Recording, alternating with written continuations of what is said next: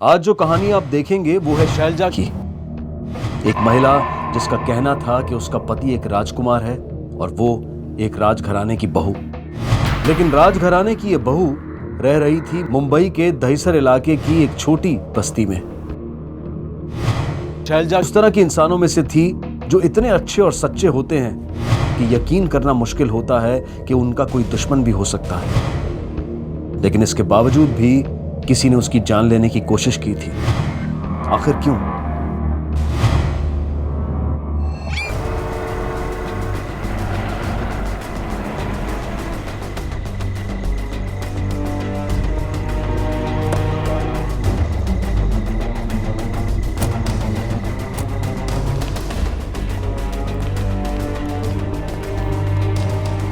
देखिए इंस्पेक्टर साहब, हर position is very critical. किसी ने जानबूझकर इनके सर पर पीछे से वार किया। ये तो इनकी किस्मत अच्छी थी, ये बच गई। Thank you doctor.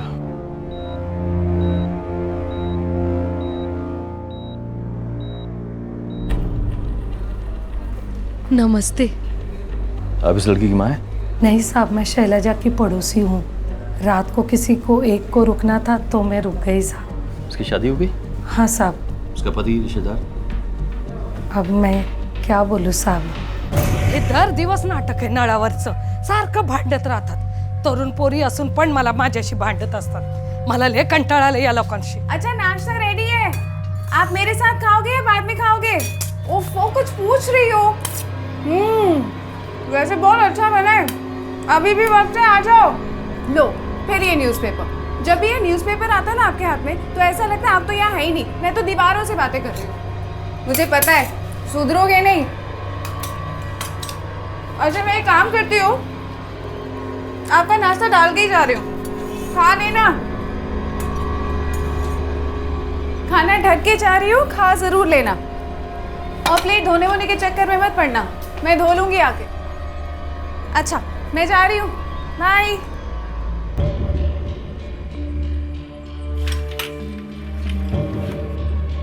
हाँ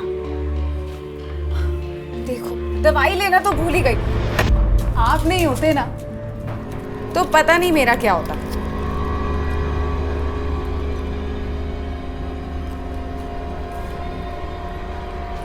अच्छा जा रही हूँ, लव यू।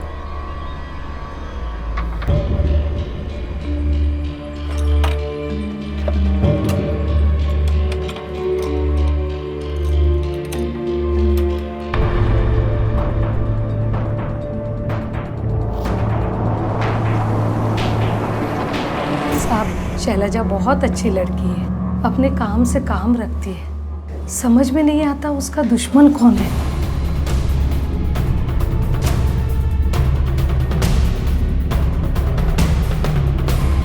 भगा रहे?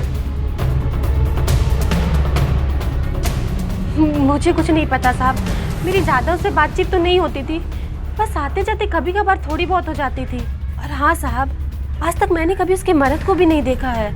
शैलजा बहुत अच्छी औरत है साहब, मैंने उसको कभी किसी से झगड़ते हुए नहीं देखा। 6 महीने पहले इधर रहने को आई थी वो।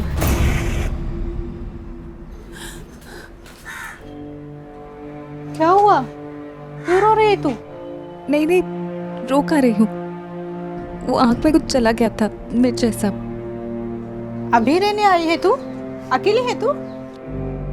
नहीं अकेली कहाँ, वो मेरे हस्बैंड है ना साथ में, वो अभी किसी काम से गए, आते ही होंगे। मैं यहीं पास में रहती हूँ, मेरा नाम मंजू है। मैं कुछ मदद कर दूँ सामान रखने में? नहीं नहीं नहीं, मैं कर लूँगी। वो दरअसल मेरे हस्बैंड को पसंद नहीं मैं ज़्यादा किसी से बात करूं। बाकी आप इतनी मदद कर रही हैं उसके लिए थैंक यू। वैसे क्या करते हैं वो? कौन? अरे वही तेरा मर्द, और कौन? ओ मेरे हस्बैंड। दरअसल ना मेरे हस्बैंड बहुत अमीर है, बहुत पैसे वाले हैं। वो ना राजघराने से है, राजकुमार है मेरे हस्बैंड, इसीलिए तो आज तक कुछ काम करने की जरूरत ही नहीं पड़ी। वो तो मजबूरी में यहाँ आना पड़ा। लव मैरिज है ना, तो फैमिली वालों ने नाराज होकर रिश्ता ही तोड़ दिया। बस सोच रहे हैं नया बिजनेस शुरू करेंगे, उसी के सिलसिले में किसी से मिलने गए हैं। अच्छा आप छोड़ दीजिए, मैं कर लूँगी। तभी का तभी आइडिया पड़ गया था मेरे को कि कुछ तो गड़बड़ है, लेकिन बोल के मुझे क्या करना था। लेकिन बेचारी को अपने पति पे बहुत भरोसा था। हाँ साहब, खुद के लिए वो खर्च करने से पहले 50 बार सोचती थी, और पति के लिए तो वो जितना खर्च करती उतना कम था उसके लिए। ये कॉलीफ्लावर कैसे दिया? वैसे तो 20 रुपये पाव किलो है, पूरा चाहिए तो 100 में पड़ेगा आपको। अच्छा, ये एक दे दो। अरे ये ले ना, 5 रुपये पाव पड़ेगा, ऊपर से काला है लेकिन अंदर अच्छा है। भैया ये दे देना। नहीं नहीं, मेरे पति फ्रेश सब्जी ही खाते हैं, यही दे दो। अरे सुन शैलजा, ये पुष्पा, अरे तू काहे को मुझको रोक रही है? आज मैं इसको बोलने ही वाली थी। अरे जाने देना, अगर वो खुश है तो उसे रहने दे। सपनों की दुनिया में जी रही है वो, एक दिन बहुत तकलीफ होने वाली है उसे। मैंने कुछ उस पर जुल्म नहीं किया साहब, जो सच था वही बोला, वो सच जो किसी और को कहने की हिम्मत नहीं थी। कौन सा सर? आप कब तक नहाएंगे? 10 मिनट में दाल भी रेडी हो जाएगी, जल्दी आइए, पानी खत्म हो जाएगा। पता है ना कितनी दूर से यहाँ पानी लाना पड़ता है, जल्दी आइए। अरे पुष्पा, थोड़ा घी चाहिए था, सुबह खत्म हो गया। तुझे तो पता है बच्चे घी के बिना रोटी नहीं खाते। कल लौटाती हूँ मैं तुझे। हाँ, अरे वो बनियान मैंने टॉवल के पीछे ही टांगी थी, अच्छे से देखो टॉवल से छुप गई होगी। ये भी ना, अरे पुष्पा, वो मैंने ना दाल बाटी बनाई है, और तुझे तो पता है बाटी में कितना घी लगता है। अब मेरे पास भी थोड़ा ही घी था, और वो भी तुझे दे दूंगी तो इनको क्या दूंगी, खामखा नाराज हो जाएंगे। अरे तू एक काम करना, निशा से ले ले मेरी दाल। बंद कर अपना ये तमाशा, नहीं तो आधी पागल से पूरी पागल हो जाएगी एक दिन। अरे क्या लगा रखा है, मेरा पति ये, मेरा पति वो। कहाँ है तेरा पति? चल दिखा, क्या दिखा दे कहाँ है। अरे किधर है? भाग गया क्या? हाँ, जब देखो पति की बात करती रहती है। किससे बात करती रहती है तू? चल आ इधर और देख देख, यहाँ कोई दिखा तुझे? अरे अकेले रहती है तू यहाँ पर, समझी? जब देखो मेरा पति ये, मेरा पति वो लगा रखा है। अरे छोड़कर भाग गया है वो तुझे, अब नहीं आएगा, समझी? क्या बोली तू? क्या बोली तू?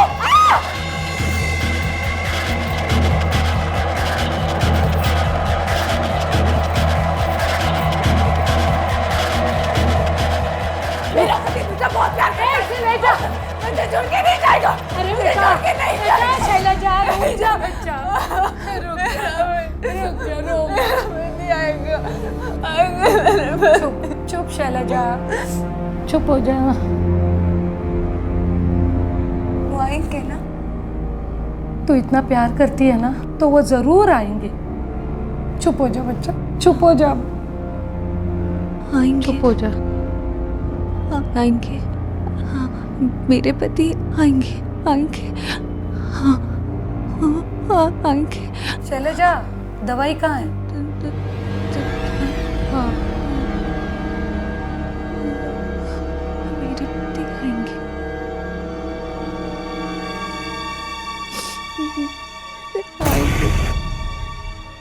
कौन थी ये शैलजा और क्या चल रहा था उसकी जिंदगी में? और कौन था उसका पति जिसके आने की आस वो छोड़ना नहीं चाहती थी? लेकिन छोड़कर तो वो जाते हैं जो साथ होते हैं, पर शैलजा के साथ तो किसी को किसी ने कभी नहीं देखा था। तो क्या वो किसी दिमागी बीमारी का शिकार थी जिसकी बातों पर यकीन नहीं किया जा सकता था? अगर ऐसा था तो एक गरीब, कमजोर, बीमार और अकेली औरत किसी का क्या बिगाड़ सकती थी? क्या नुकसान पहुंचा सकती थी किसी को? और किसके लिए खतरा हो सकती थी, वो भी इतना बड़ा कि उसे हमेशा के लिए खामोश कर देने की कोशिश की जाए?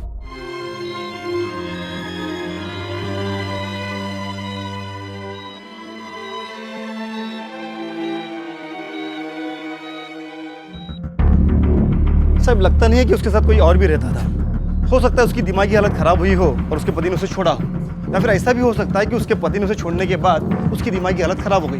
यह तो सवाल ये उठता है कि शैलजा के बारे में कोई कुछ नहीं जानता था। वो कहाँ की है, मुंबई की है या बाहर से आई है?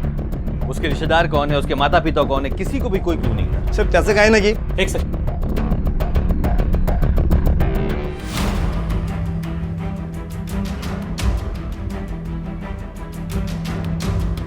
सब ये देखिए ना, ये साड़ियाँ, ये बाकी सब चीज़ें सारी महंगी लगती हैं। एक स्लम एरिया में रहने वाली औरत के पास इतनी महंगी चीजें अजीब लगती। सर ये मोबाइल वहाँ मिला।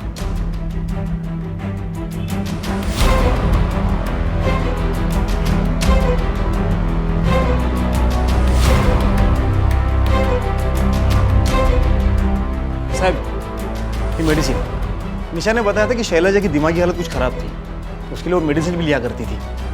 लगता है ये वही है। इतनी सारी दवाइयाँ?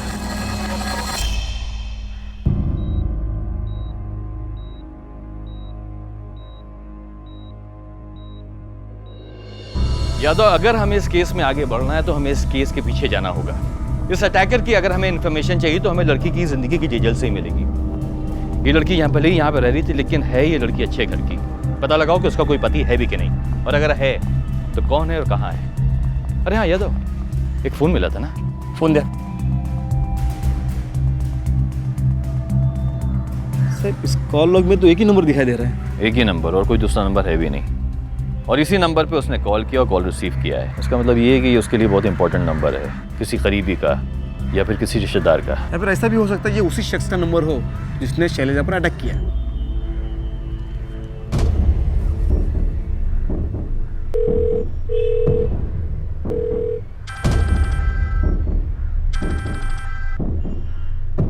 कितनी बार कहूँ यहाँ पे फोन नहीं करना? अब कोई रिश्ता नहीं है हमारा तुम्हारे साथ। तुम यहाँ कभी नहीं आओगी।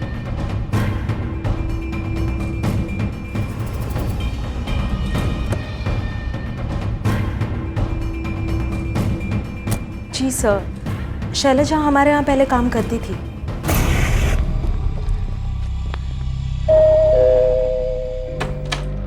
आदत लगा रखी है ना लेट आने की। मैंने कल भी तुम्हें समझाया था कि मुझे सुबह में कितनी प्रॉब्लम होती है। खुद ऑफिस के लिए निकलना होता है और साहब का सब रेडी करना होता है, और तुम लोग क्यों लेट आती हो हर वक्त? मैडम सॉरी, वो मुझे अपने हस्बैंड का नाश्ता बनाना था। प्लीज तुम मुझे ये सारी कहानियां मत सुनाओ। जाओ जाकर रोहन बाबा को उठाओ और तैयार करो, वरना स्कूल बस मिस हो जाएगी उसकी। नहीं, मैं उसे 2 मिनट में रेडी कर देती हूँ। ये साक्षी, वेयर इज माय टाई यार? रमेश तुम खुद नहीं ढूंढ सकते? मुझे भी रेडी होना है। I am also getting late. चलिए जल्दी उठिए, स्कूल के लिए लेट हो जाएंगे। चलिए रोहन बाबा, चलिए उठिए, स्कूल के लिए लेट हो जाएंगे। चलो जल्दी नहाने चलिए, चलो।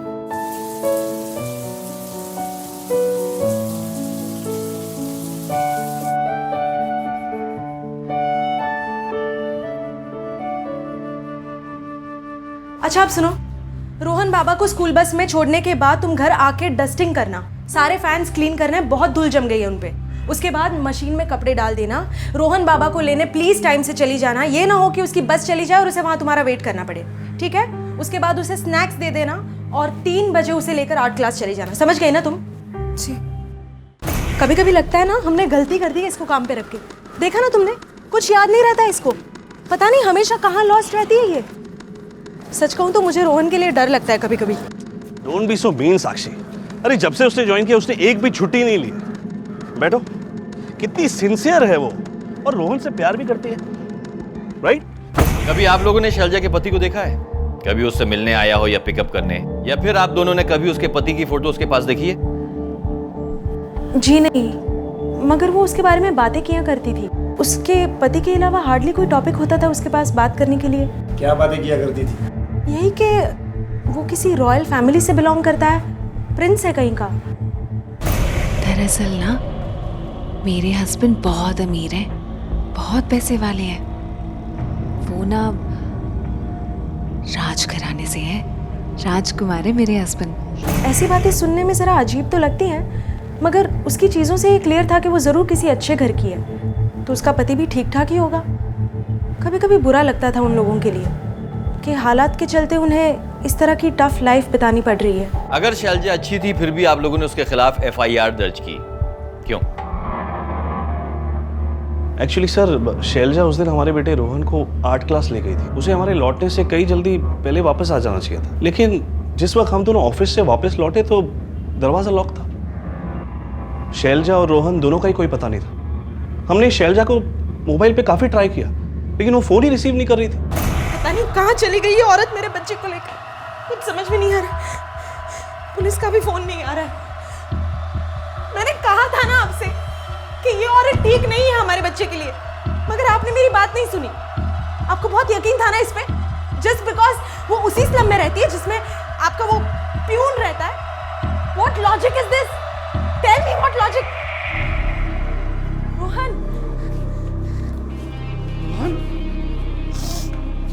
कहाँ ले गई थी मेरे बेटे को? मुझसे गलती हो गई, तुम पे यकीन किया और रोहन की देखभाल के लिए तुम्हें हायर किया। It's my mistake. लेकिन सर आप प्लीज मेरी शट अप। आप मेरी बात समझने की कोशिश कीजिए सर। आज मैंने उनको देखा, अपने पति को, और वो किसी और औरत के साथ थे। मैं उनके पीछे भागी, उनसे पूछना चाहती थी कि वो औरत कौन है। और तो तुम ये बाद में भी पूछ सकती थी ना। तुम यहाँ आने के बाद अपने घर जाकर नहीं पूछ सकती थी उसे, इसीलिए तुमने मेरे बेटे को 6 घंटा उसके पीछे पीछे घुमाया। यू आर मैड, पागल हो तुम। हाँ पागल हो चुकी हूँ मैं, पागल हो चुकी हूँ जब से मैंने अपने पति को उस औरत के साथ देखा है। कि मैं उसे छोड़ूंगी नहीं, पूछूंगी उससे कि वो औरत कौन है। मैडम मुझे माफ कर दीजिए। तुम जाओ यहाँ से, चली जाओ यहाँ से तुम। मैडम प्लीज मुझे माफ कर दीजिए। मैंने सोचा ही नहीं कि मुझे सोचना चाहिए था कि रोहन आप लोग उसकी फिक्र कर रहे होंगे, मेरे दिमाग में ही नहीं आया। मुझे क्या हो गया पता नहीं, मुझे क्या हो गया। ऐसा नहीं करना चाहिए। शैलजा दावा कर रही थी कि उसने अपने पति को देखा था। उसका यह दावा सच्चा था या फिर उसका बीमार दिमाग फिर से उसके साथ कोई खेल खेल रहा था, ये जान पाना मुश्किल था। लेकिन दोनों ही सूरतों में एक बात तय थी और वो ये कि उसे मदद की जरूरत थी। बीमारी चाहे शारीरिक हो या मानसिक, बीमार को सिर्फ 2 चीजों की जरूरत होती है, हमदर्दी और इलाज। अगर शैलजा को यह मिला होता, कोई उसे डॉक्टर या पुलिस के पास ले गया होता, तो पुलिस उसकी तरफ बढ़ रहे खतरे को पहचान कर उसकी रक्षा कर पाती और डॉक्टर उसका इलाज। लेकिन ऐसा नहीं हुआ। नतीजा, शैलजा आज कोमा में है, यानी कि मौत के मुंह में, और पुलिस अब तक ये नहीं समझ पा रही है कि उसे इस हालत में पहुंचाने वाला कौन हो सकता है। डॉक्टर साहब कब तक होश में आएगी, कुछ आइडिया? देखिए, कहना तो मुश्किल है, लेकिन टेस्ट के दौरान एक बात सामने आई है। अपनी अनस्टेबल मेंटल कंडीशंस के लिए ये लड़की जो भी दवाइयाँ ले रही थी वो एक्सट्रीमली हैवी डोज की थी, और इस तरह की हैवी डोज की दवाइयाँ अक्सर रेयर केस में दी जाती हैं, और इस तरह की दवाइयाँ लेने के बाद पेशेंट रोजमर्रा की जिंदगी नॉर्मल ढंग से नहीं जी सकता। मतलब कि वो हेलुसिनेट करने लगते हैं। आम भाषा में कहा जाए तो जिस चीज के बारे में वो सोचते हैं उन्हें दिखाई या सुनाई देने लगती है, और उन्हीं बातों को वो सच मानने लगता है। अब इन्हें इतने हाई डोज की जरूरत थी कि नहीं, इसका पता तो इनके होश में आने के बाद ही लग सकता है।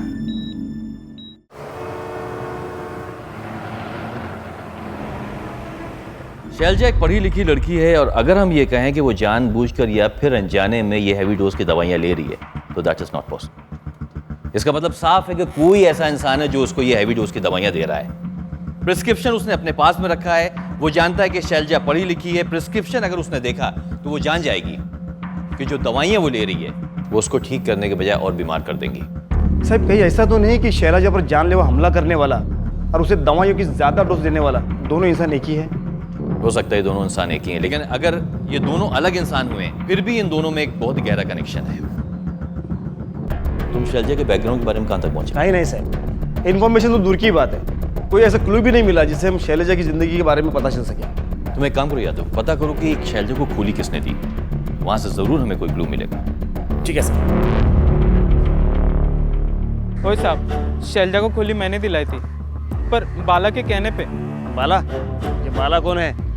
वो भी मेरी तरह एक एजेंट है, ये उसकी ही कस्टमर है, इसके लिए मैंने उसे खोली दिलाई।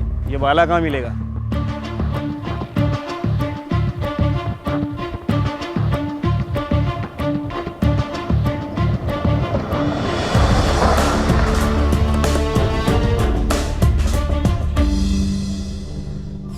हाँ साहब, उधर से पहले इसी बिल्डिंग में फ्लैट दिलाया था उसे 1 साल पहले।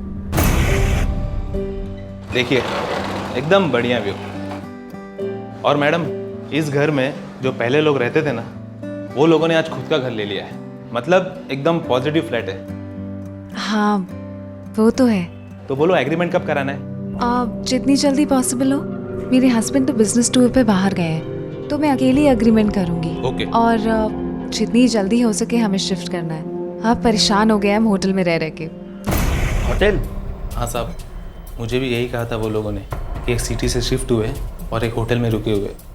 पार्टी भी अच्छी खासी थी और रेंट भी अच्छा खासा दे रहे थे, तो मैंने भी ज़्यादा पूछताछ नहीं की और उनका काम फटाफट करवा दिया साहब। ये बता कि शैलजा ने जब एग्रीमेंट करवाया तब उससे कोई आईडी प्रूफ लिया था तुमने, जिससे पता चले कि वो कहाँ की रहने वाली है? साहब ऐसा तो मैंने कुछ नहीं लिया। बिना आईडी लिए तुमने किसी अनजान औरत को फ्लैट दिलवा दिया? तुम्हें पता नहीं था? तुम्हें पता नहीं कानून में ऐसा करना जरूरी है? सॉरी साहब, मैं सोचा था कि उनके जाने के पहले उनसे प्रूफ ले लेता, लेकिन मेरे दिमाग से ही निकल गया। वो क्या है ना साहब कि 6 महीने में उनकी हालत ना एकदम ख़राब हो गई थी साहब। देखिए, मैं आपसे झूठ नहीं बोल रही हूँ। आप मेरी प्रॉब्लम क्यों नहीं समझ रहे? मुझे पता है मुझे आपको रेंट देना है, लेकिन आप मुझे थोड़ा सा वक्त और दीजिए। फिलहाल मेरे पास बिल्कुल पैसे नहीं है। अरे क्या थोड़ा टाइम मैडम, 2 महीने का रेंट चढ़ा दिया आपने। अब मैं अपना काम धंधा छोड़ के आपके आगे पीछे दौड़ेगा बोलो? आज मेरे को पूरा रेंट चाहिए बस। अरे लेकिन मैं पैसे कहाँ से लाऊं? आप क्यों नहीं समझ रहे? देखिए, मेरे पति का कुछ पता नहीं चल रहा है। वो कितने दिन से घर नहीं आए हैं। अभी उसका मैं क्या बोलेगा मैडम? हाँ, अगर आपको इतना प्रॉब्लम है तो फ्लैट खाली कर दो ना आप। नहीं, ऐसे कैसे? मेरे पति पीछे आएंगे तो परेशान हो जाएंगे ना, मुझे कहाँ ढूंढेंगे? अभी हर तरफ से तो आपका नहीं चलेगा मैडम। ये फ्लैट मेरा नहीं है, पार्टी का है। अब वो मेरे पीछे पड़ेगा तो मैं उसको क्या बोलूँगा? हाँ, आज आप पूरा रेंट दो या तो फ्लैट खाली करो बस। अच्छा, 1 मिनट। आप ये रख लीजिए। अभी ये क्या है मैडम? इतने में क्या होएगा मेरा? अच्छा, 1 मिनट, मेरे पास और है, मैं आती हूँ।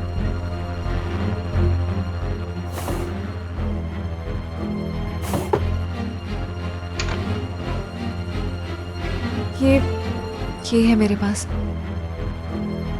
आप ही के लिए आप ये रख लीजिए। मेरे हस्बैंड आएंगे तो मैं ये वापस ले लूँगी रेंट देके। ठीक है मैडम, लेकिन थोड़ा जल्दी करो। जल्दी क्या करती साहब, उसने तो मुझे और लटका दिया। मैडम की हालत बहुत ख़राब हो गई थी, तो उसने मुझे उसका ज्वेलरी बेचने को कहा था। तो ज्वेलरी बेच के जो भी पैसे आए उतना दिन उनका काम चला। जब सब पैसे ख़त्म हो गए तो मैडम ने मुझे रिक्वेस्ट किया कि कोई एक सस्ता सा मकान दिलवाने। तो मैंने एक दूसरे एजेंट को कह के उनको इसी एरिया में एक मकान दिलवा दिया था साहब। और इस बीच में उनका पति भी वापस नहीं आया था साहब, इसलिए मैडम ने उसका मिसिंग रिपोर्ट भी यहाँ नज़दीक के थाने में लिखवाया था साहब। जी हाँ, इस नाम के एक लेडी ने अपने पति के मिस होने की कंप्लेंट दर्ज करवाई थी। 1 मिनट।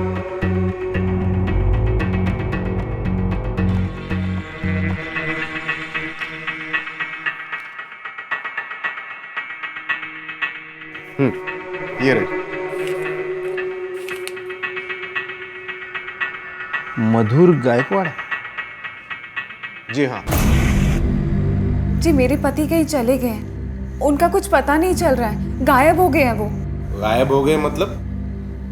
आपको लगता है आपके पति आपको छोड़कर कहीं चले गए? छोड़ के? ये कैसी बातें कर रहे हैं आप? मधुर ऐसा क्यों करेंगे? मधुर तो मुझसे बहुत प्यार करते हैं। वो आएंगे, वो आएंगे ना? हाँ। अरे बाबा, मैं तो मजाक कर रही हूँ, मुझे पता है वो आएंगे। देखना, वो आएंगे। मैडम, क्या हुआ आपको? अरे मुझे तो जल्दी घर जाना चाहिए। खाना बना के रखो ना, वो तो किसी भी वक्त आ जाएंगे। मैं जाती हूँ। हाँ,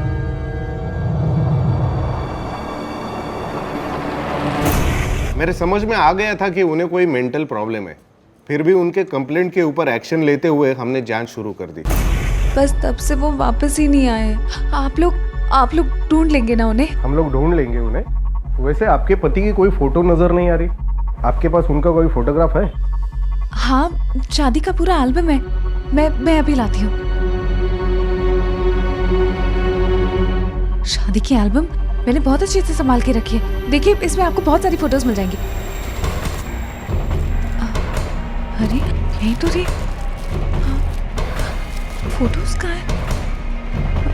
फोटोज तो यही थी फोटोज। कोई बात नहीं, आप ही बता दीजिए, आपके पति दिखने में कैसे हैं? उनकी हाइट वगैरह? मेरे हस्बैंड मेरे हस्बैंड बहुत हैंडसम है, गोरे लंबे, प्रिंस है ना, इसलिए बिल्कुल प्रिंस जैसे दिखते हैं। आपके पास उनके कपड़े तो होंगे, शर्ट पैंट, उससे हमें उनके हाइट का अंदाजा हो जाएगा। हाँ, एक मिनट। कपड़ों का तो बहुत शौक है उन्हें, पूरी अलमारी भरी पड़ी है। आइए। ये कपड़े कपड़े कहाँ गए? शायद इधर होंगे। अरे, इसमें तो सिर्फ मेरे कपड़े हैं। वो, हाँ, अब हो सकता है वो लंबे टूर पे गए हैं ना, इसलिए सारे कपड़े लेके गए होंगे। शादी कब हुई थी आप लोगों की? मतलब कहाँ पर हुई थी? आपके पास शादी का कोई और डॉक्यूमेंट है? मतलब मैरिज सर्टिफिकेट, मैरिज कार्ड या कुछ और? लेकिन हमें कोई डॉक्यूमेंट नहीं मिला। ऐसा लग रहा था जैसे अपने जिस पति को वो औरत ढूंढ रही है असल में वो था ही नहीं, और अगर था तो सिर्फ उसके ख्यालों में। लेकिन इंटरेस्टिंग बात ये थी कि अपने शादी से लेकर पति के गायब होने तक जितनी भी कहानी उसने सुनाई, वो सुनकर ऐसे नहीं लगा कि वो झूठ बोल रही हो। बारीक से बारीक, छोटी से छोटी बात उसको याद थी, जिसकी उम्मीद किसी पागल से नहीं की जा सकती। उसने अपने पति की जो डिस्क्रिप्शन की थी, उसे हमने एक स्केच बनवाया। हवलदार,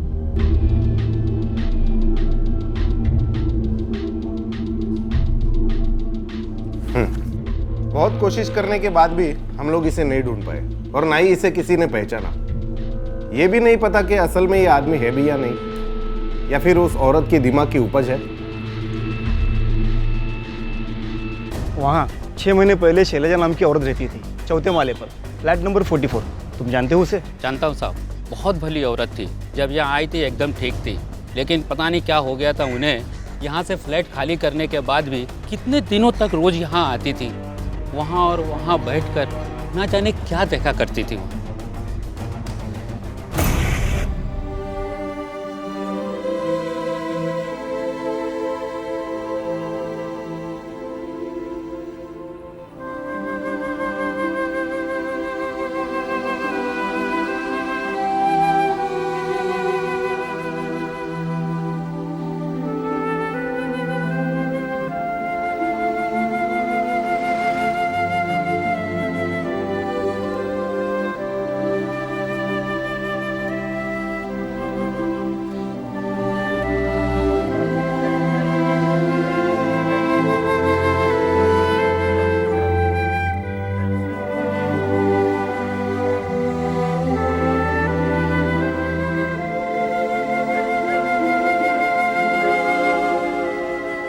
तुम कहाँ हो मधुर, और कितना इंतजार कराओगे?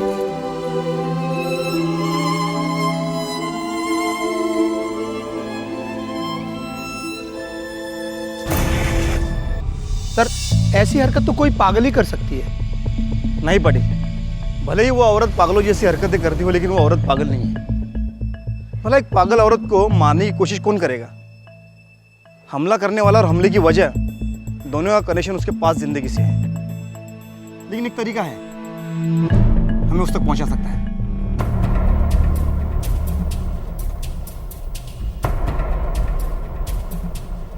बस यही दिया तुझे? हाँ साहब, 1 साल होने को आया तो मुझे भी इतना ठीक से याद नहीं है कि उसने मुझे क्या क्या दिया था, लेकिन जो भी कुछ दिया था साहब, एक एक करके सब बिक गया। बस ये सब चीज़ रह गई थी साहब। ये सब पे खाली सोने का पानी चढ़ा है, और ये अंगूठी तो पीतल की है, इसीलिए इसको कौन खरीदता।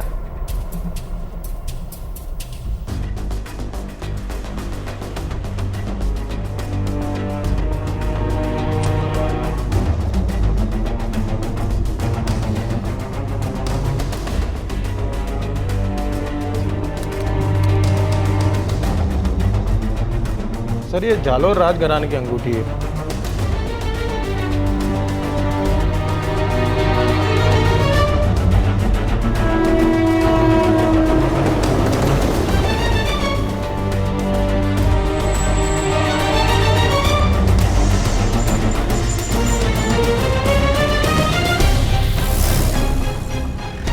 यादव, सबसे पहले हम जालोर के राजा जी से मिलेंगे, वहां से हमें कोई क्लू जरूर मिलेगा।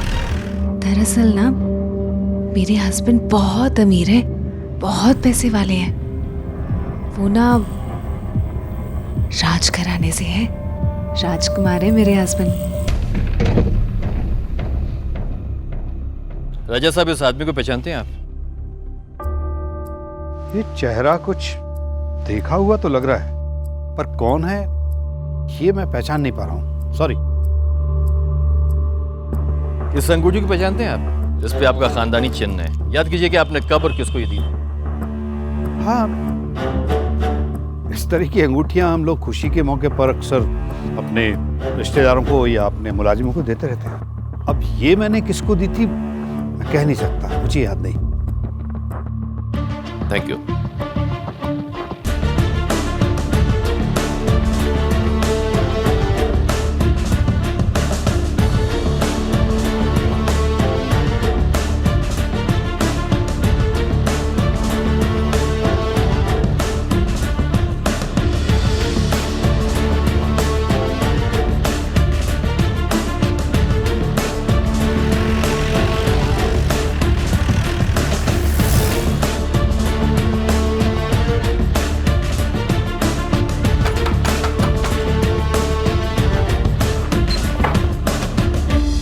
खम्मा साहब, क्या हो गया? ये तो हाँ हाँ, ये हमारा छोरा सुरेंद्र, हमारा छोरा। आप यकीन के साथ कह सकते हैं आपका बेटा ये? साहब, हम इसके माँ बाप हैं, पहचानने में चूक कैसे कर सकें? ये थोड़ा अलग दिख रहा है इसमें, पर वही आंखें, वही नाक। साहब, ये हमारा ही छोरा है। कहाँ है ये अभी? कहाँ है? साहब, हमारे छोरे को भगवान ने 3 साल पहले उठा लिया।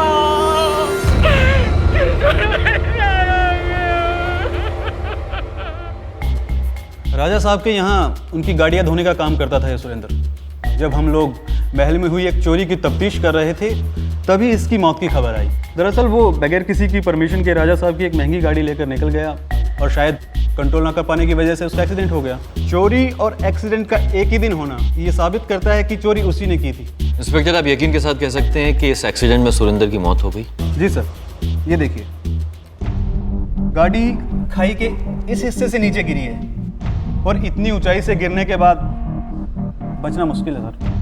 अब सवाल ये उठता है कि गाड़ी जब खाई में गिरी और सुरेंद्र गाड़ी के अंदर था जी, तो जब गाड़ी पाई गई खाई में तो सुरेंद्र की बॉडी क्यों नहीं मिली उसके अंदर? सर आपकी बात एकदम दुरुस्त है, लेकिन जब हम लोगों ने गाड़ी को नदी से बाहर निकाला तो उसकी विंडशील्ड और दरवाजे टूटे हुए थे, तो हो सकता है कि उसकी बॉडी दरवाजों से बाहर निकल गई और पानी में बह गई।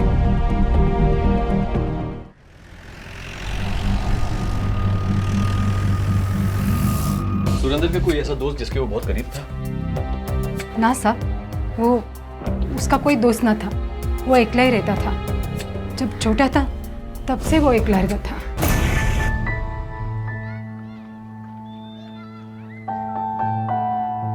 सुरेंद्र, आठे बेटे क्या कर रहे हैं? जाके तू भी खेल उनके साथ। मैं और इन चिमड़ों के साथ खेलूंगा ही नहीं। ऐसा क्यों कह रहे? खेल क्यों नहीं रहे उनके साथ? थारे बराबर के तो है सारे।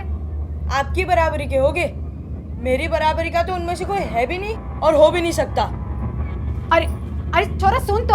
अटे खाली एक ही चीज थी साहब जिससे उसे लगाव था, और वो था राणा सा का महल।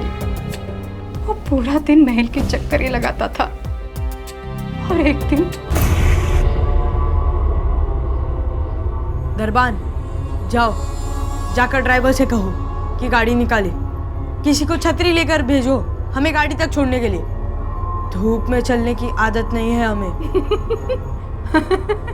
है ये केक कर रहे छोरा, राजा राजा खेल रहे।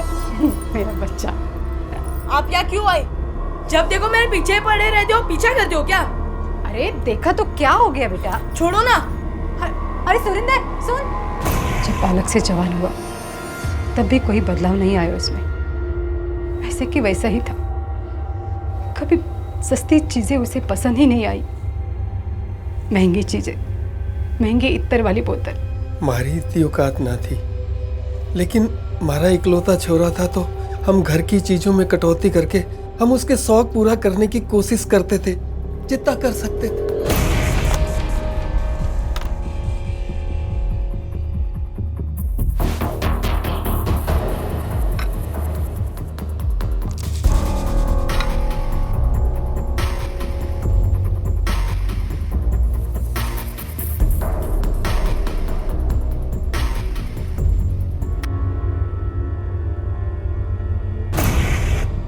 हमारी तो समझ में ये नहीं आ रहा था कि वो हम जैसे गरीबों के घर में कैसे पैदा हो गया, और एक दिन अचानक वो हमें छोड़ के चला गया। और छोरा सरिंदर हमें छोड़ के चला गया। मेरे हस्बैंड बहुत हैंडसम है, गोरे लंबे, प्रिंस है ना, इसलिए बिल्कुल प्रिंस जैसे दिखते हैं। 3 साल पहले जिस आदमी की मौत हो चुकी है उससे शैलजा की शादी कैसे हो सकती है? इसका मतलब यह है कि ये सब शैलजा के दिमाग का वहम है। नहीं यादव, ये शैलजा के दिमाग का वहम नहीं है, क्योंकि ये आदमी अपनी मौत से पहले जालोर में रहा और जालोर में ही इसकी मौत हो गई। सवाल ये उठता है कि शैलजा ने इसे देखा कहाँ? ना तो ये सेलिब्रिटी है, ना हीरो है, इसकी तस्वीर ना तो मैगजीन में छपी ना अखबार में। और जब शैलजा ने इसको देखा ही नहीं तो फिर इसका स्केच कैसे बनवाया? तो आपको क्या लगता है? पॉसिबिलिटीज बहुत है यादव। हो सकता है सुरेंद्र की शक्ल शैलजा के पति से मिलती है, या फिर क्या? या फिर जिस सुरेंद्र को उसके माँ बाप और पूरा जालौर मुर्दा मानता है, दरअसल वो जिंदा है। और मेरी अपनी राय है कि वो इंसान जिंदा ही है। आखिरकार पुलिस ने उस शख्स को ढूंढ लिया जिसका स्केच शैलजा के बताए अनुसार तैयार करवाया गया था और जिसके बारे में शैलजा का दावा था कि वो उसका पति है। पुलिस को यह शख्स राजस्थान के एक छोटे से शहर जालोर में मिला था। उसका नाम सुरेंद्र था, पर उसकी मौत 3 साल पहले हो चुकी थी, यानी कि शैलजा की शादी से भी काफी पहले।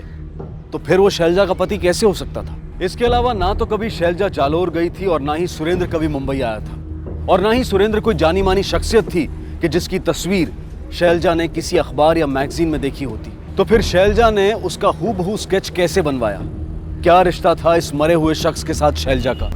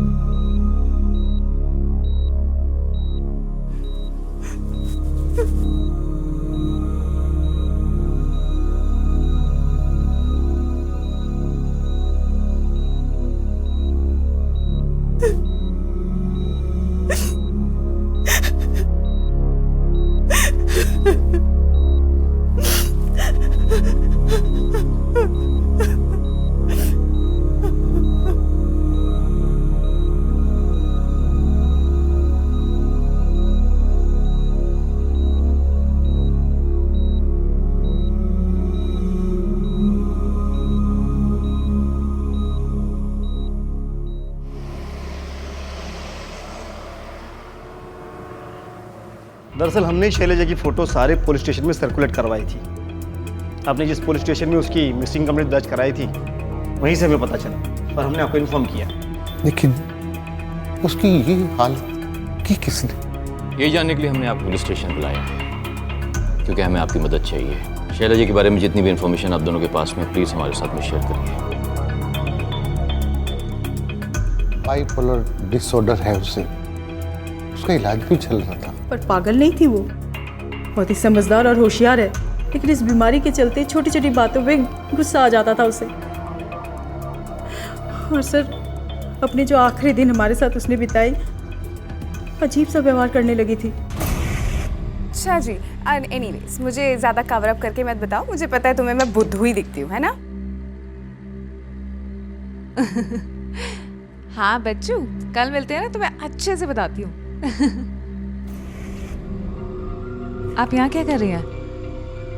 आप मेरी ताका झाकी कर रही हैं? क्यों मॉम, मैं आपको कोई क्रिमिनल दिखती हूँ क्या? नहीं बेटा, तुम्हारी आवाज़ सुनी और तुम्हारे कमरे का दरवाज़ा कभी बंद ही नहीं रहता है, तो मैंने सोचा पूछूं कि किसका फ़ोन है। लेकिन क्यों? मेरा कमरा, मेरा दरवाजा मैं बंद रखूं या खुला रखूं, ये मेरी मर्जी है। ऊपर से मैं कोई बच्चे नहीं हूँ मॉम कि आपको सब कुछ बताऊं मैं किससे बात कर रही हूँ, क्या बात कर रही हूँ। ओह गॉड, उसके कुछ ही दिनों बाद घर में रखा सारा पैसा जेवर लेकर ना जाने वो कहाँ चली गई। यानी कि भाग गई। इस स्केच को ध्यान से देखिए। क्या ये वही लड़का है जिसके साथ में शैलजा भागी? नहीं सर, हम इसे नहीं जानते। ध्यान से देखिए। हम इसे नहीं जानते। हमें तो ये भी नहीं पता था कि वो कहाँ गई थी। आपकी बेटी ये दवाइयाँ खा रही थी, अपने इलाज के लिए यही दवाइयाँ खाती थी वो? ये वो दवाइयाँ नहीं। कभी किसी के साथ कोई बुरा नहीं किया हमारी बेटी ने, ना ही कभी कोई दुश्मन रहा उसका।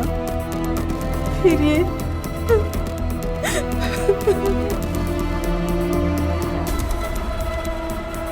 शैलजा पर हुए इस जानलेवा हमले के मामले में आगे बढ़ने की पुलिस की हर कोशिश नाकाम हो चुकी थी। इस पूरे मामले का प्राइम सस्पेक्ट, या फिर ये कहें कि जिस पर शैलजा की इस हालत को लेकर शक किया जा सकता था, वो आज से 3 साल पहले मर चुका था। इस केस की फाइल रोज दर्ज होते नए गुनाहों की फाइलों के नीचे दबती जा रही थी और शायद हमेशा के लिए वहीं दबी रह जाती अगर इस घटना के 6 महीने के बाद इससे मिलता जुलता एक और हादसा ना हुआ होता।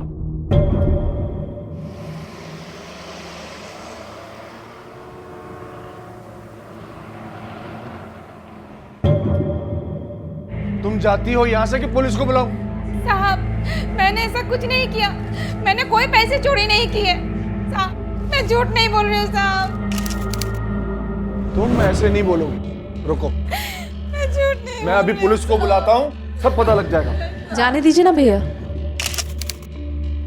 अगर इसने पैसे खर्च कर दिए तो पुलिस को बुलाने से वापस नहीं मिल जाएंगे हमें। पर आपका ब्लड प्रेशर वैसे ही बढ़ा हुआ है, प्लीज इसे और मत बढ़ाइए। ठीक है, और तुम इस एरिया में नजर आई ना तो पुलिस के हवाले कर दूंगा। जाओ यहाँ से।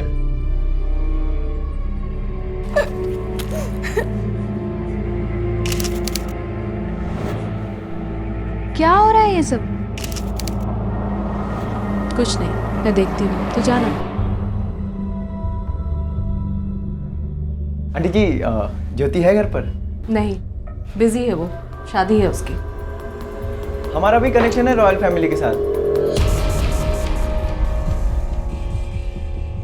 ठीक है आंटी जी, थैंक यू।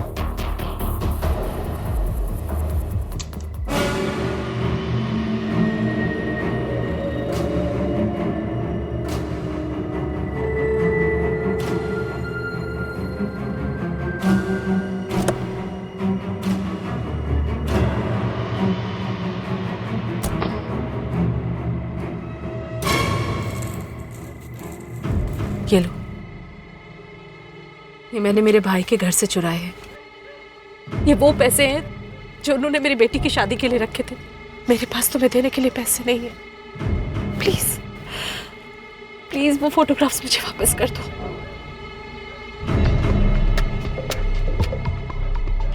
बहुत मुश्किल है, क्योंकि जिस खानदान से मैं आता हूं ना, वहां जुबान से ज्यादा जान की कीमत होती है। किस तरह के इंसान हो तुम? पहाड़ में जाओ तुम और तुम्हारी रॉयल फैमिली। प्लीज प्लीज तरस खाओ मुझ पर और मेरी बेटी पर। वो फोटोग्राफ्स वापस कर दो मुझे। लेकिन ये क्या, सिर्फ 20,000? मैंने तुमसे 1 लाख कहा था ना। खैर कोई बात, अगले वीक तक पूरे पैसों का इंतजाम कर लेना, और अगर इंतजाम नहीं कर पाए गेट लॉस्ट। जाओ। भैया, वो मैं गांव की जमीन बेचना चाहती हूँ। क्यों? हाँ, वो जमीन हम दोनों के नाम पर है, उसमें से मैं अपना हिस्सा बेचना चाहती हूँ। लेकिन किस लिए? हाँ? कोई जरूरत है पैसों की? सारा खर्चा उठा तो रहा हूं, ज्योति की शादी भी करवा रहा हूं, उसके लिए तो बैंक से लोन भी लिया है। अगर तुम्हें कोई शादी में कमी नजर आ रही है तो बताओ। नहीं भैया, ऐसी कोई बात नहीं है, बस मैं और ज्यादा बोझ नहीं डालना चाहती आपके ऊपर। बोझ? तुम्हारे पति के मरने के बाद से जिम्मेदारी उठा रहा हूँ तुम दोनों की। आई एम सॉरी भैया, मैं वो जमीन बेच कर रहूंगी। सॉरी।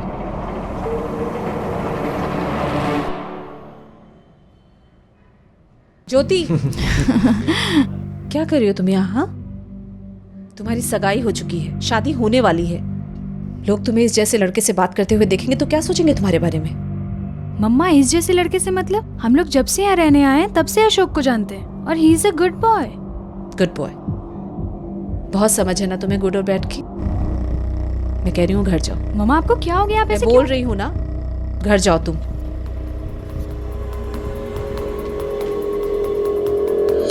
तुम्हारी हिम्मत कैसे हुई इससे बात करने की? क्यों इतना डर रहे हो आंटी? मैंने आपको बताया तो था मेरा कनेक्शन है रॉयल फैमिली के साथ। दूर का। ज्यादा परेशान मत हो आप। बस बंद करो अपने और औकात में रहो, समझे तुम? तो क्या करूं? मुझसे अब और रहा नहीं जाता आंटी। मम्मी पापा गए बैंगलोर, तो आज रात आ जाइए ना। 1 मिनट। कुछ है मेरे पास? नहीं, ये मेरे पास ही रहेगा। बस आप आ जाना आज रात, ठीक है aunty? Okay, see you aunty.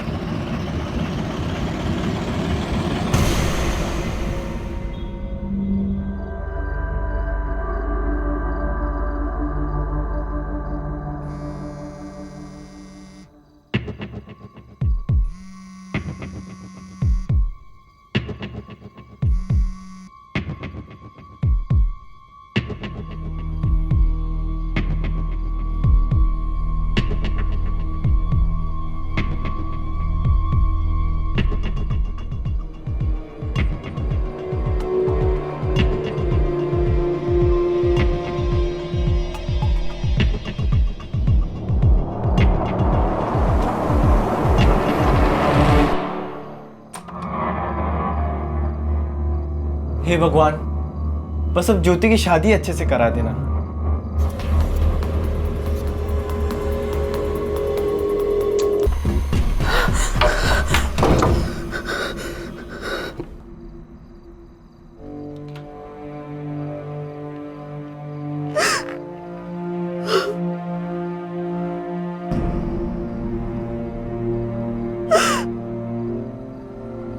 माला,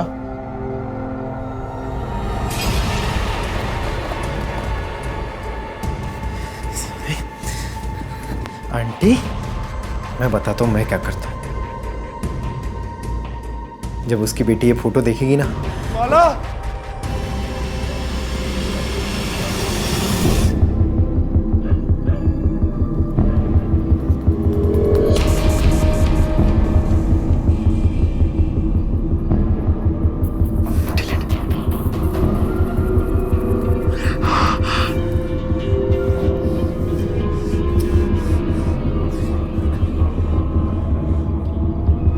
माला को 2 लोग ब्लैकमेल कर रहे थे। एक था अशोक, जो उसके राज को राज रखने की कीमत उसका शारीरिक शोषण करके वसूल कर रहा था, और दूसरा था वो रहस्यमय इंसान जिसकी पहचान अब पुलिस के सामने आ चुकी थी। क्या ये इंसान सुरेंद्र ही था? और अगर हाँ, तो वो ऐसा क्यों कर रहा था और कहां था? और अगर ये सुरेंद्र नहीं था तो फिर कौन था? और क्या उसके हाथों मजबूर होकर माला का उठाया गया एक कदम सही था? काश के माला ने खुदकुशी करने की बजाय पुलिस के पास जाने का फैसला किया होता, तो आज ना सिर्फ माला जिंदा होती, बल्कि ये मुजरिम भी पुलिस की गिरफ्त में होता।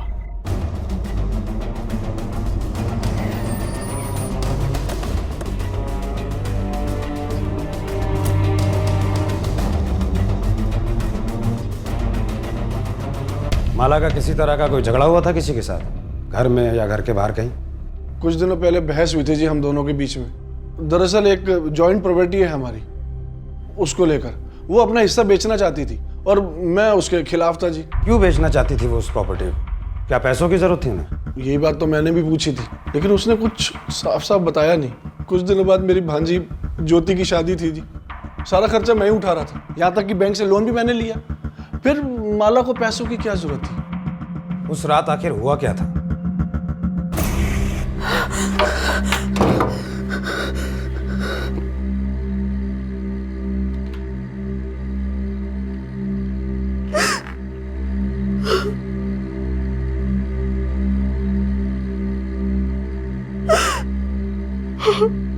माला, कहां से आ रही हो इतनी रात को? क्या हुआ? तुम बोलती क्यों नहीं? माला, तुम रो क्यों रही हो? क्या हुआ? मुझे माफ कर देना। ज्योति को भी कहना कि अपनी माँ को माफ कर दे। पर क्या हुआ? उससे कहना कि उसकी माँ उससे बहुत प्यार करती थी। माला,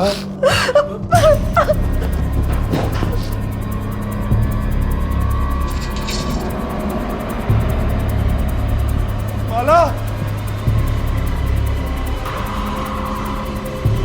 माला! पता नहीं सर ऐसी क्या बात थी कि उसने मेरी आंखों के सामने। पिछले कुछ दिनों से माँ बहुत अजीब सा बिहेव कर रही थी।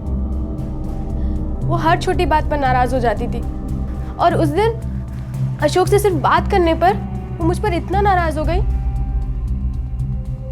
पता नहीं सर वो ऐसा क्यों कर रही थी। ये तो श्योर है सर कि माला आंटी को कुछ तो हुआ था। जब से ज्योति की शादी तय हुई है, पता नहीं क्यों मैं जब भी ज्योति को देखता था या फिर स्माइल भी करता तो माला आंटी ऐसे रिएक्ट करती थी जैसे मैं कोई मॉन्स्टर हूँ और उनकी शादी तोड़वा दूंगा, जबकि मैं तो ज्योति को अपनी सिस्टर मानता हूँ सर। साहब, मैंने कोई चोरी नहीं की थी, फिर भी मुझे काम से निकाल दिया। कमला, मैं जानती हूँ तुमने चोरी नहीं की है। मैं तुम्हारी हेल्प करूंगी दूसरा काम दिलवाने में। मैडम, अगर आपको सब कुछ पता है तो फिर साहब को बोलिए ना, कितनी पुरानी हूँ मैं यहाँ पर। अगर किसी को भी कुछ भी पता चल गया तो मेरा नाम पूरा मोहल्ले में खराब हो जाएगा। मैडम, मैंने कहा ना, मैं दिलवाऊंगी तुम्हें दूसरा काम। यकीन करो मुझ पर। पर मैडम, पर प्लीज प्लीज अभी यहाँ से जाओ। मुझे नहीं पता साहब, जब माला मैडम को पता था कि मैंने पैसे चुराया ही नहीं तो फिर उन्होंने रंजित साहब को क्यों नहीं बोले? सर ये तो सिंपल सा सुसाइड केस है। माला के साथ कुछ तो ऐसा हो रहा था या हो चुका था जिसकी वजह से वो चिड़चिड़ी और गुस्सैल हो गई। और दूसरी खास बात, माला का अपने भाई रंजीत से प्रॉपर्टी बेचने को लेकर लड़ना, जबकि उसकी बेटी की शादी का सारा खर्चा वो उठा रहा था। सर माला ने अपने नौकरानी को ये बताया था कि वो जानती है उसने चोरी नहीं की, लेकिन जब रंजीत ने नौकरानी को काम से निकाला उसने उसका विरोध तक नहीं किया। इससे तो एक ही कहानी निकल कर आती है कि माला को किसी खास रीजन से पैसों की जरूरत थी, जिसके चलते उसने अपने ही घर में चोरी की और इल्जाम लगा नौकरानी पर। और शायद उसे फिर से पैसों की जरूरत पड़ी। उसने अपने भाई को प्रॉपर्टी बेचने के लिए कहा, भाई नहीं माना तो उसने सुसाइड कर लिया। इस कहानी की आखिरी कड़ी उस जगह से जुड़ी हो सकती है जहां खुदकुशी से पहले माला सबसे छिप कर गई थी। एक काम करो, माला के फोन रिकॉर्ड्स निकलवाओ। सर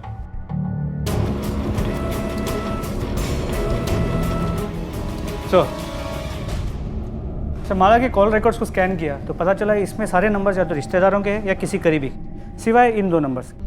सर ये जो पहला नंबर है इसका माला के साथ डायरेक्ट तो कोई कनेक्शन है नहीं, मगर हर हफ्ते इस नंबर से फ़ोन ज़रूर आता था, और अब ये नंबर स्विच ऑफ। और दूसरा? सर दूसरा नंबर अशोक का है।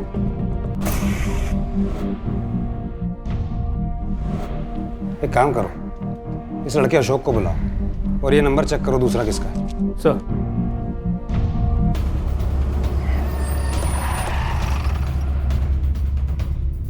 सर मेरी क्लास है सर, क्लास जाना है सर। सर लेकिन हुआ क्या सर? सर हुआ क्या तो बताइए सर। अरे सर क्लास जाना है सर। माला आंटी को कंप्यूटर सीखना था सर, तो मिलने का टाइम डिसाइड करना था, मैंने मैसेज किया था सर। अच्छा, वैसे किस रॉयल फैमिली से हो? वो तो सर हमारे बीच का मजाक था सर। माला आंटी जब भी मुझे देखती थी तो कहती थी कि तुम रॉयल फैमिली के दिखते हो, तो मैं भी कभी मैसेज कर देता था सर। बेवकूफ़ दिखाई देता हूँ? यहाँ सब बेवकूफ़ हैं। ना तो उन मैसेजेस की भाषा मजाकिया है और ना ही उनका कंप्यूटर ट्यूशन से कोई कनेक्शन दिखाई देता है। उन्हें पढ़कर साफ समझ में आता है या तो वो किसी को धमकी देने के लिए या डराने के लिए भेजे गए हैं। मोबाइल दो अपना, मोबाइल दो, इसका मोबाइल लो, साइबर सेल भेजो, देखें क्या निकलता है। सर आप चेक कर लीजिए, लेकिन आपको कुछ मिलेगा नहीं सर इसमें। देखते हैं। एक काम करो, इसको बाहर बैठाओ। और जब तक परमिशन ना दूं वहां से हिलना मत। सर आप ऐसे ज़बरदस्ती नहीं कर सकते सर मेरे साथ। ये सवाल है या इन्फॉर्मेशन? दोनों ही कंडीशन में तुम्हारे पास सिर्फ एक ही चॉइस है, या तो हमारे साथ कोऑपरेट करो, नहीं तो शक के बिना पर गिरफ्तार करके हवालात में डाल दूंगा। बात समझ में आई? लेके जाओ इसको और नजर रखना इस पे।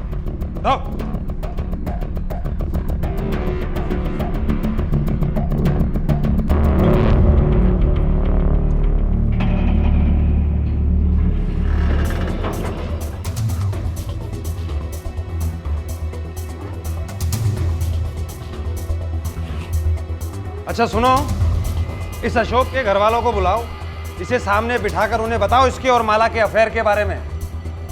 इसके अलावा इसके प्रिंसिपल को बुलाओ, इसके खास दोस्तों को बुलाओ, सबको बुलाओ। तो लेकिन अगर हम ऐसा करते हैं तो ये बात सिर्फ इन्हीं लोगों तक सीमित नहीं रहेगी, कहीं ना कहीं से ये बात बाहर निकलेगी, और अगर ये बात फैल गई तो इसे कॉलेज से रस्टिकेट भी कर सकते हैं। इसके साथ आगे क्या होता है इससे मुझे कोई फर्क नहीं पड़ता। एक औरत की मौत हुई है, मौत, और मुजरिमों तक पहुंचने के लिए अगर मुझे इस जैसे 2-3 लोगों को यूज भी करना पड़े तो मुझे फर्क नहीं पड़ता। फोन लगाओ। सर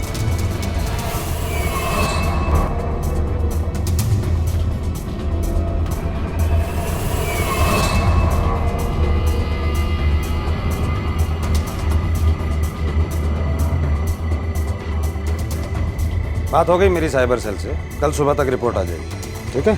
उसके बाद लॉकअप, फिर जेल। मत बताओ।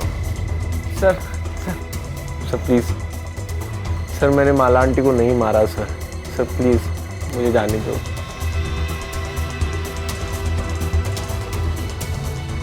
एक बार सर मैं ट्यूशन से घर जा रहा था,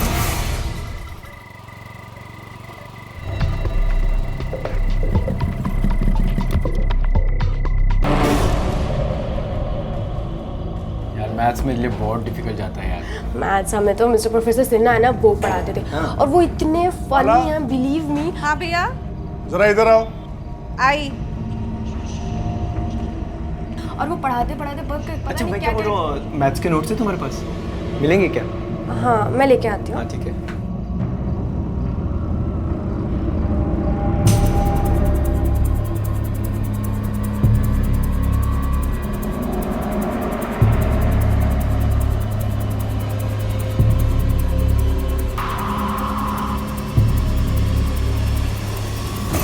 रणबीर नाम के आदमी से चैट करती थी सर, और मुझे याद है उसने लिखा था कि वो रॉयल फैमिली से बिलोंग करता है। सर वीडियो थी सर, घर पे चुपचाप बैठना चाहिए ना, क्या ज़रूरत है बाहर जाके अफेयर करने की? और जब कर ही रही थी सर तो मैंने भी ट्राई कर लिया, इसमें बुरा क्या है? और सर सुसाइड उसने किया, मेरी क्या गलती है उसमें? नहीं तुम्हारी क्या गलती, तुम तो मासूम हो, है ना? अब तक तो मैं तुम्हारे ऊपर सिर्फ ब्लैकमेलिंग का चार्ज लगाने वाला था, लेकिन अब इसके साथ साथ आत्महत्या के लिए उकसाने और सबूत मिटाने की कोशिश करने का चार्ज भी लगेगा।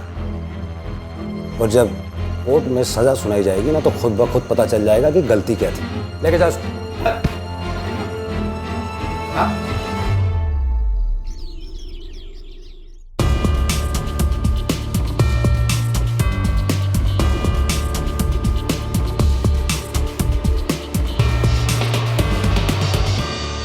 सर अशोक के फोन से डिलीट किया हुआ डेटा रिकवर कर लिया गया, फोटोग्राफ्स, मैसेजेस, चैट्स सब इस फोन में ट्रांसफर कर लिए। ये क्या है? ये देखो, ये इस ब्रेसलेट पे एक निशान बना हुआ है। आजकल ये बनता नहीं है सर, हाथ की बहुत ही उम्दा कारीगरी है ये, और ये जो निशान है ये राजस्थान के जालौर के राजघराने का निशान है। जालौर राजघराना? राइट सर, जिस अकाउंट के साथ माला चैट किया करती थी उसने भी लिखा था कि वो किसी राजघराने को बिलोंग करता है। सर उस अकाउंट को डिलीट कर दिया गया और उससे रिलेटेड सारी कंप्यूटर फुटप्रिंट्स भी डिलीट कर दी गई। उस अकाउंट को ट्रेस कर पाना नामुमकिन है। और सर जो दूसरा नंबर था जिससे माला को हर हफ्ते फ़ोन आया करता था वो भी नंबर ट्रेस कर लिया गया। वो नंबर नोएडा के किसी शशि मारवा का है। इस मारवा को बुलाओ, इसका कोई ना कोई कनेक्शन तो है इस सुसाइड से। सर जी सर, ये मेरा ही नंबर है जिसका बिल मेरे मोबाइल यूजेज से कहीं ज़्यादा आ रहा था। सर इस मामले में मेरी मोबाइल कंपनी के साथ डिस्प्यूट भी चल रहा है। सर जब मैंने आइटमाइज बिल चेक किया तब उसमें मैंने कई सारे ऐसे नंबर्स देखे जिनके साथ मेरा कोई कनेक्शन नहीं और ना ही कभी मेरी उनसे बात हुई है। ये कैसे हो सकता है? सर मैं भी यही सोच रहा था, लेकिन जब मैंने रिसर्च किया तब उसके बाद मुझे पता चला कि ये सब पॉसिबल है। सर जिस तरह कोई हैकर किसी कंप्यूटर या ईमेल अकाउंट को हैक कर सकता है उसी तरह एक सिम का क्लोन बनाकर भी हैक किया जा सकता है। यानी आप माला नाम की किसी महिला को नहीं जानते? नहीं सर। ठीक है मिस्टर मरवा, आप जा सकते हैं, मगर आपकी फिर से जरूरत पड़े तो फिर आपको आना पड़ेगा। जी सर, श्योर, थैंक यू। इस आदमी पे नजर रखो। अब हमारे पास सिर्फ एक ही सुराग बचता है और वो है अशोक के मोबाइल से रिकवर की गई रणबीर की फोटो। फोटोग्राफ तो ज़्यादा पुरानी नहीं है, लेकिन सुरेंद्र की मौत तो आज से तकरीबन 3 साल पहले हो चुकी है। फिर ऐसा कैसे हो सकता है? सुरेंद्र? जी हाँ, इसका नाम सुरेंद्र है और अब से कोई 6 महीने पहले मुंबई पुलिस भी किसी केस के सिलसिले में इसे यहाँ तलाश करने आई थी। किसी ने जानबूझकर इनके सर पर पीछे से वार किया। अपनी अनस्टेबल मेंटल कंडीशंस के लिए ये लड़की जो भी दवाइयाँ ले रही थी वो एक्सट्रीमली हैवी डोज की थी। कोई ऐसा इंसान है जो उसको ये हैवी डोज की दवाइयाँ दे रहा है? पता लगाओ कि उसका कोई पति है भी कि नहीं। ऐसा लग रहा था जैसे अपने जिस पति को वो औरत ढूंढ रही है असल में वो था ही नहीं। सर ये जालोर राजघराने की अंगूठी है। राजा साहब के यहाँ उनकी गाड़ियाँ धोने का काम करता था ये सुरेंद्र। जब हम लोग महल में हुई एक चोरी की तफ्तीश कर रहे थे तभी इसकी मौत की खबर आई। हम अब भी किसी फैसले पर नहीं पहुंच पाए हैं कि ये सुरेंद्र ही है और जिंदा है या फिर उसके जैसे दिखने वाला कोई और। Okay, thank you very much inspector, thank you. आखिर ये आदमी है कौन? इसने पहले मुंबई में क्राइम किया, फिर दिल्ली में, और दोनों मामले महिलाओं से जुड़े हुए। जालौर के राजघराने की निशानी का इस्तेमाल करता है और अपने से मिलने वाली महिलाओं के सामने खुद को राजघराने का सदस्य बताता है। इसकी शक्ल के अलावा ये वो दूसरी बातें हैं जो मुंबई और दिल्ली के मामलों को कनेक्ट करती हैं। पता लगाना होगा कि शैलजा के साथ किया क्या था इसने। मुंबई की शैलजा के केस की तरह दिल्ली की माला के केस के तार भी राजस्थान के जालौर से जुड़े हुए दिखाई दे रहे थे, लेकिन जालौर का सुरेंद्र, जिस पर इन दोनों मामलों में दोषी होने का शक किया जा रहा था, वो 3 साल पहले मर चुका था। तो फिर क्या मुजरिम कोई और ही था? इस मुजरिम की असली पहचान भले ही अब तक ना हो पाई हो, लेकिन एक बात बिल्कुल साफ थी कि वो जो कोई भी था बहुत ही होशियार और शातिर था। इतना शातिर कि इसने माला से बात करने के लिए भी अपना नहीं बल्कि किसी अजनबी के सिम कार्ड का इस्तेमाल किया था, उसका क्लोन बनाकर। और माला की मौत के तुरंत बाद उसने इंटरनेट और उस चैटिंग साइट से वो सारे क्लू मिटा दिए जिसके सहारे पुलिस उस तक पहुंच सकती थी या फिर पहुंचने की कोशिश कर सकती थी। ये कोई साधारण मुजरिम नहीं था, इसलिए इसे पकड़ने के लिए पुलिस को अपनी तहकीकात में इस्तेमाल किए गए आम तरीकों से कोई अलग तरीका अपनाने की जरूरत थी। Thank you very much officer, thank you. Sir Mumbai police से कुछ पता चला? बहुत कुछ। ये आदमी पहले औरतों को अपने प्यार का यकीन दिलाता है, उनका इस्तेमाल करता है, फिर उन्हें छोड़कर दूसरे किसी शिकार की तलाश में निकल पड़ता है। दिल्ली की माला से पहले इसने मुंबई की शैलजा को अपना शिकार बनाया और अब पक्का ये किसी दूसरे शिकार की तलाश में हो। इससे पहले कि ये किसी और मासूम जिंदगी के साथ खेले, हमें इसे रोकना है। लेकिन सर हमारे पास इसके खिलाफ कोई ठोस सबूत या लीड नहीं है। लेकिन हम इसके बारे में 2 खास बातें जानते हैं। पहली ये कि वो चैटिंग साइट्स के जरिए अपने शिकार को चुनता है, जैसा इसने माला के साथ किया। और दूसरी सबसे इंपॉर्टेंट चीज़ है इसकी फोटोग्राफ। इसके अलावा हम इसके बारे में ये भी जानते हैं कि इसने अभी तक दिल्ली और मुंबई जैसे बड़े शहरों की औरतों को ही अपना शिकार बनाया। शायद इस बार भी ये ऐसे ही किसी बड़े शहर को चुने। एक काम करो, सुरेंद्र, रणबीर, जो भी इसका नाम है, इसकी फोटोग्राफ को एनलार्ज करवाकर इंडिया की सभी मेट्रो सिटीज की पुलिस को भेजो और उनसे कहो कि अपने शहर के हर थाने के साथ इसकी फोटोग्राफ शेयर करें। सर, इंटरनेट पर प्रोफाइल बनाना बहुत ही आसान है। कोई भी अपनी पहचान बदलकर लोगों को गुमराह कर सकता है, उनका विश्वास जीतकर उनका फायदा उठा सकता है, उन्हें अपना शिकार बना सकता है। यही सुरेंद्र ने माला के साथ किया था और अब पुलिस उसकी इसी चाल को उसके खिलाफ इस्तेमाल करने जा रही थी। युवा और सुंदर दिखने वाली महिला पुलिस ऑफिसर्स के झूठे प्रोफाइल्स बनाकर उन्हें अलग अलग चैटिंग साइट्स पर एक्टिव कर पुलिस ने सुरेंद्र के सामने दाना डाल दिया था, या फिर यूं कहिए कि अंधेरे में एक तीर चला दिया था जिसके निशाने पर लगने और ना लगने की संभावनाएं बराबर की थी। और साथ ही पुलिस को बेसब्री से इंतजार था शैलजा के होश में आने का, ताकि अगर उनका ये तीर निशाने से चूक जाए तो वो शैलजा की मदद से इस शातिर मुजरिम तक पहुंच सके। और तभी एक दिन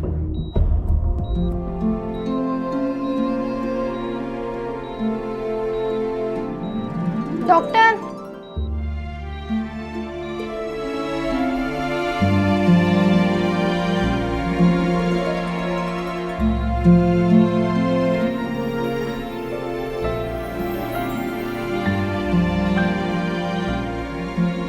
क्या हुआ? शैलजा, शायद आपकी दुआओं का नतीजा है जो आपकी बेटी कोमा से बाहर आ गई। She is out of coma.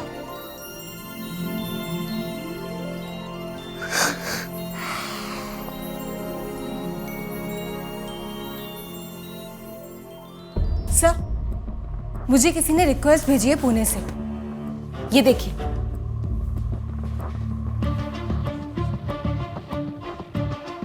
Profile में नाम जयंत बता रहा है। इसकी बाकी की डिटेल्स हमारे टारगेट से काफी मैच करती है सर। गुड, चैटिंग शुरू करो, मगर कोई जल्दबाजी मत करना।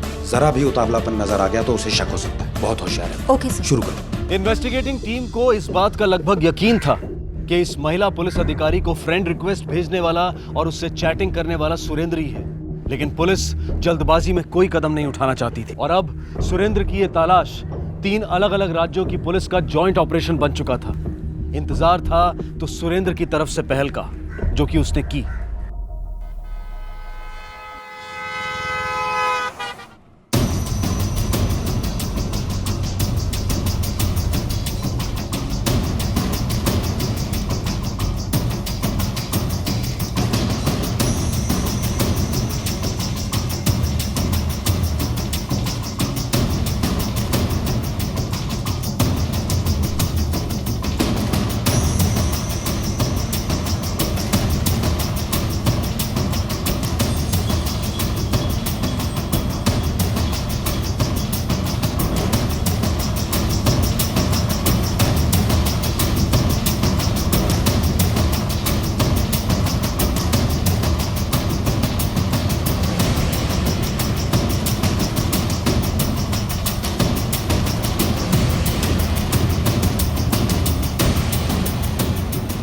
Ma'am, this is for you. आपके लिए किसी ने भेजा है। वाह, थैंक यू सो मच। लेकिन जिसने ये भेजा है वो खुद नहीं आया। मैम, एक्चुअली उन्होंने ये नोट भेजा आपके लिए। मैं आई। श्योर। अपनी प्रोफाइल से भी कहीं ज्यादा प्यारी हैं आप। आई होप कि मैं आपको डिसअपॉइंट नहीं करूंगा।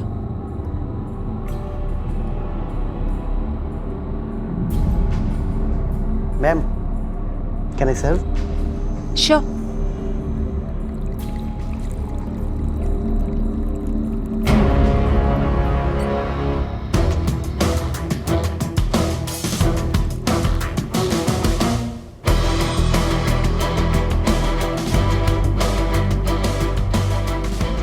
माय सिंसियर अपॉलजी आपको इंतजार कराने के लिए। No problem. Garlic bread with cream. Would you like to have anything more? No, thank you. The previous order. Cheers. Cheers. वैसे खाने को लेके आपकी चॉइस बहुत ही रिफाइन है, बिल्कुल इस शैंपेन की तरह। खाना हो या जिंदगी, मुझे सिर्फ बेस्ट चीज़ें ही पसंद आती हैं। वैसे मुझे लगता है लाइफ में इंसान को कभी समझौते नहीं करने चाहिए। करेक्ट, मुझे भी कुछ ऐसा ही लगता है। सो, आपने अपने बारे में कुछ बताया ही नहीं। Ladies first. अगर मैं खुद ही अपने बारे में सब कुछ बता दूंगी तो आगे जाने के लिए कुछ बचेगा ही नहीं और इस डेट का सारा मजा चला जाएगा। So shall I start with you first? काफ़ी इंटरेस्टिंग है। चलिए ठीक है, मुझसे ही शुरुआत करते हैं। नाम तो जानती हैं आप, इसके सिवा मैं राजस्थान के एक रॉयल फैमिली से हूँ।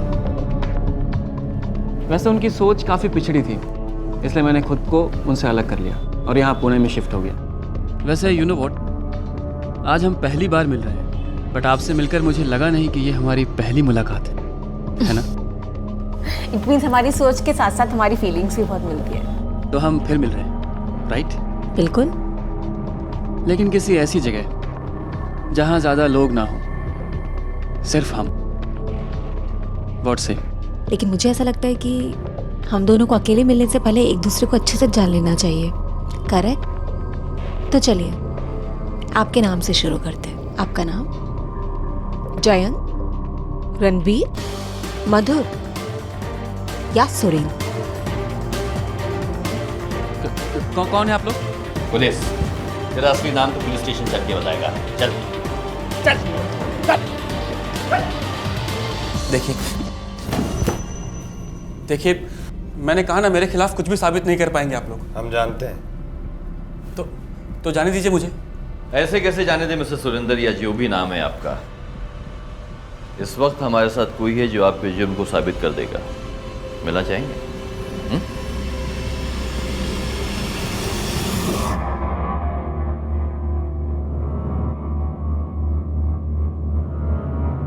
कौन है ये लड़की? मैं नहीं जानता।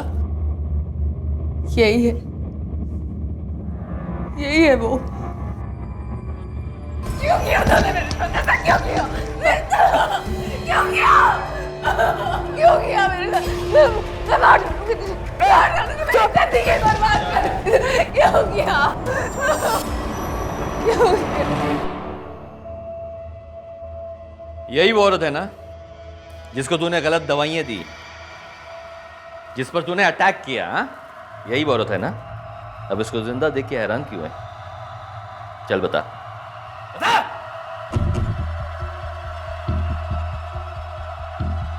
मैं राजा के घर में पैदा नहीं हुआ, लेकिन मरकर राजा की जिंदगी तो जी सकता था। इसलिए मैंने एक प्लानिंग बनाई। अपनी कार को खाई में फेंक दी और सारे गहने लेकर के वहां से भाग गया। फिर शैलजा को अपने प्यार के जाल में फंसाया।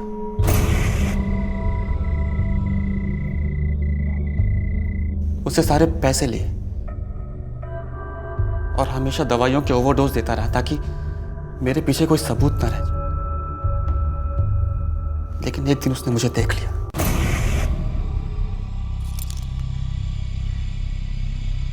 हाँ बस थोड़ा ही दूर हो रहा है, पहुंच जाएंगे।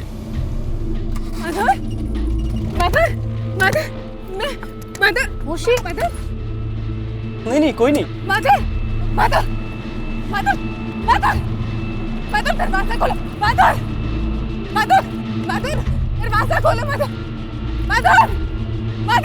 दरवाजा खोलो। शैलजा मेरे लिए खतरा बन चुकी थी और मैं नहीं चाहता था कि कोई भी ट्रेस मेरे पीछे छूटे। इसलिए उसकी मौत को एक्सीडेंटल दिखाने का प्लान बनाकर मैं उसके घर पहुंचा।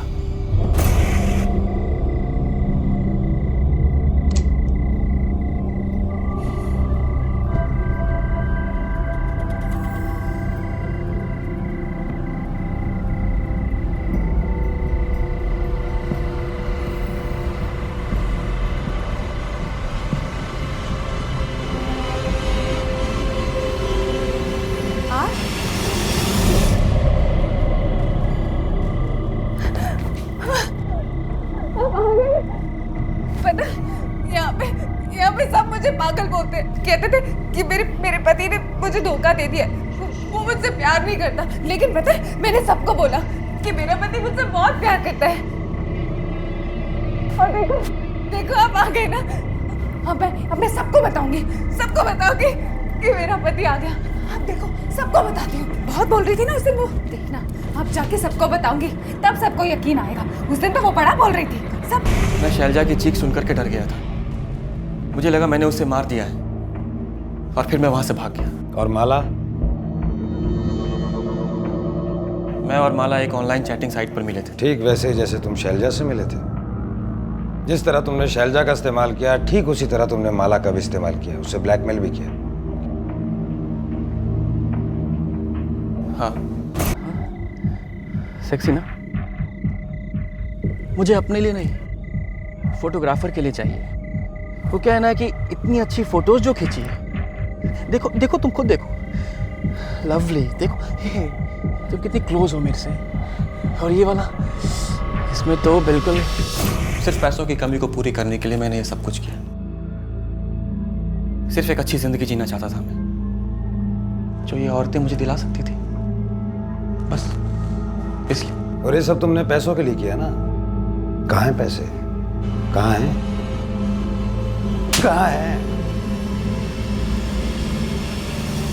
आखिरकार 3 अलग अलग राज्यों महाराष्ट्र, दिल्ली और राजस्थान पुलिस के आपसी सहयोग और उनकी महीनों की मेहनत के बाद सुरेंद्र को गिरफ्तार कर लिया गया। शैलजा की जान बच गई लेकिन माला को नहीं बचाया जा सका। लेकिन सुरेंद्र की गिरफ्तारी से उन कई महिलाओं की जिंदगी को बर्बाद होने से बचा लिया गया जो सुरेंद्र के आजाद रहने से उसका शिकार बन सकती थी। और सोशल नेटवर्किंग के इस युग में तो यह बेहद जरूरी हो जाता है कि किसी के करीब जाने और किसी को अपने करीब आने देने में थोड़ा वक्त लिया जाए, क्योंकि ये वो माध्यम है जहां पर आप उतना ही देख सकते हैं जितना आपको दिखाया जाता है। ये कहानी सबक है उन सभी लोगों के लिए जो बिना तथ्यों की जांच परख के किसी पर भी भरोसा कर लेते हैं। दूसरों को धोखा देने के लिए, उन्हें नुकसान पहुंचाने के लिए यहाँ पर कोई भी अपनी असली छवि से अलग एक दूसरी ही छवि गढ़ सकता है। ऐसे में दिमाग का इस्तेमाल किए बिना सिर्फ दिल के कहने पर चलना और किसी भी तरह का संबंध जोड़ने में जल्दबाजी दिखाना खतरनाक साबित हो सकता है और कई मामलों में जानलेवा भी। इसलिए सतर्क रहें और किसी पर भी विश्वास करने से पहले